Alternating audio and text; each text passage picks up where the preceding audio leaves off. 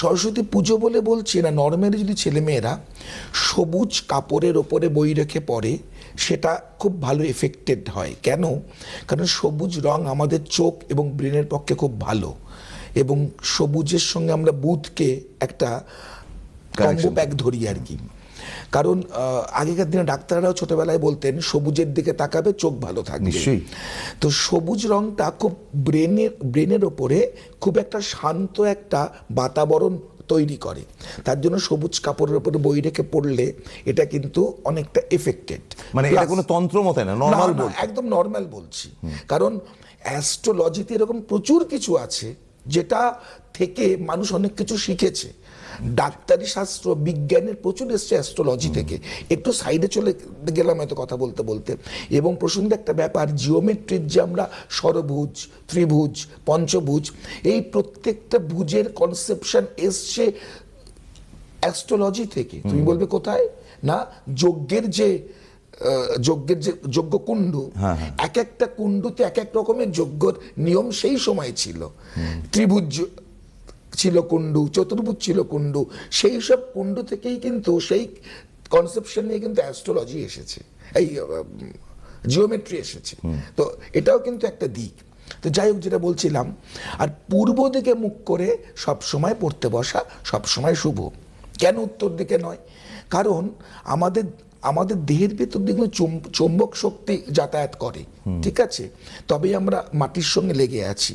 পৃথিবীতে চৌম্বক শক্তি আছে, কম্পাস ধরলে সেটা বোঝা যায়।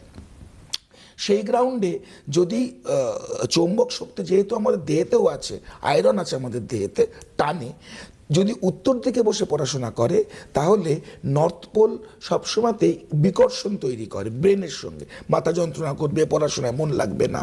তো সে কারণে কিন্তু পূর্ব দিকে যেহেতু এনার্জেটিক একটা ফিল্ড রয়েছে, সূর্য উঠছে, অতএব সেই দিকে ফিরে বসে পড়াশোনা করা উচিত। কিংবা দক্ষিণও খুব ভালো দিক, দক্ষিণ দিকে বসেও পড়াশোনা করা। দক্ষিণ দিক বা দক্ষিণের দিকে তাকিয়ে মুখ দক্ষিণের দিকে থাকবে। বিশেষ করে অঙ্ক কিংবা সায়েন্স গ্রুপ যদি দক্ষিণের দিকে মুখ করে পড়ে, তার যে ভাইব্রেশন, অন্যদিকে মুখ করে পড়লে কিন্তু ভাইব্রেশন খারাপ হবে। দক্ষিণ দিকে মুখ করে পড়া উচিত।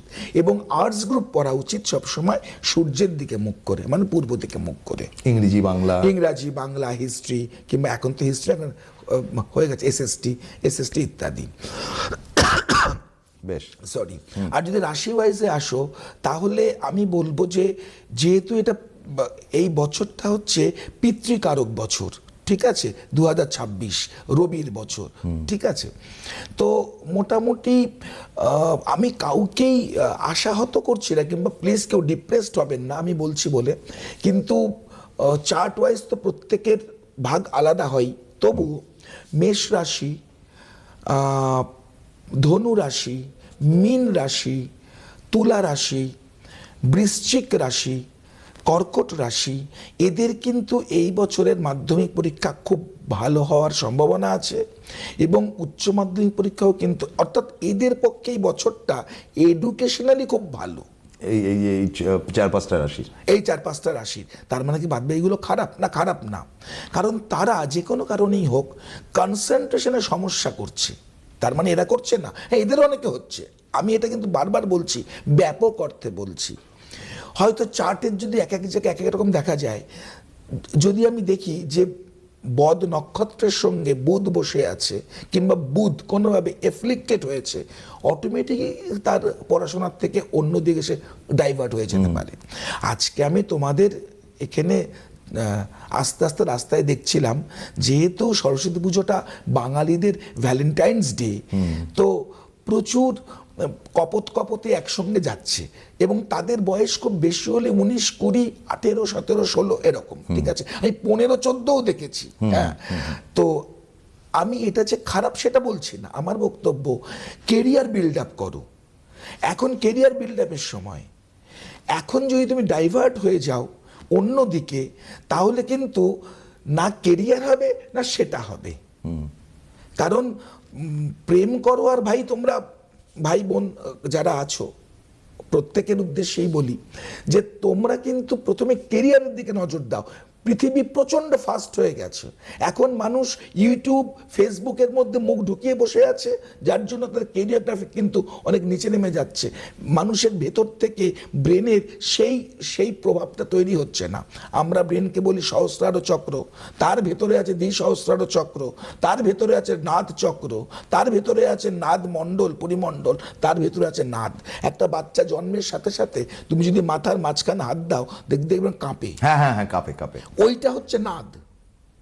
হ্যাঁ, এখন তারা এবং সেটা বিজ্ঞান- অনেক বয়স অবধি থাকে, হ্যাঁ। প্রায় 1 বছর অবধি হ্যাঁ। থাকে। এবং কারণ মাথাটা এরকম ফাঁকা থাকে, তারপর আস্তে আস্তে বড় হয় তত ওটা জোরে। হ্যাঁ, ঠিক, আমাদের ঠিক। করোটি কিন্তু এরকম টাইপের, কখনোই এরকম নয়, এরকম টাইপের, ওটা জুড়ে যায়। তখন আমাদের জ্ঞানগম্যি তৈরি হয়, কিংবা জ্ঞানগম্যি নার্ভস তৈরি হয়। যেদিন নার্ভতন্ত্র নিয়ে বলবো, মানে আমাদের অ্যাস্ট্রোইতে, সেদিন এটা বলবো। কিন্তু আমি যে কটা রাশি বললাম, এই রাশির বাইরের রাশি তাহলে কি করবে? না, এই তারা রাশির মধ্যে সতর্ক আমার থাকবে। আমার